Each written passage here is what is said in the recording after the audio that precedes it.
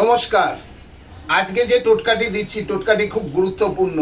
অনেকে অনেক রকম চেষ্টা করেও ইন্টারভিউ দিচ্ছেন, পাশ করতে পারছেন না। আপনার মনের বাসনা আপনি পূর্ণ করতে পারছেন না, পরীক্ষায় ভালো ফল করতে পারছেন না। আপনি এই উপায়টি করুন।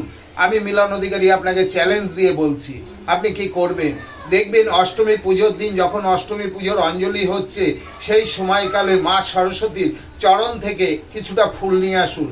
আর পাঁচটা তিন রাস্তার মোড় থেকে আপনি একটু মাটি নিয়ে আসুন। নিয়ে এসে আপনার নাম গোত্র সহকারে লিখে ওর মধ্যে দিন। অবশ্যই সবুজ কালি দিয়ে লিখবেন। একটি সবুজ কাপড়ে পেঁচিয়ে আপনি কিংবা সাদা কাপড়ে পেঁচিয়ে আপনার ব্যাগে রেখে দিন।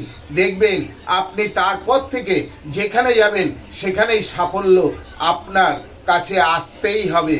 আপনি পরীক্ষা বলুন, আপনি ভালো স্টুডেন্ট বলুন, যে কোনো ক্ষেত্রে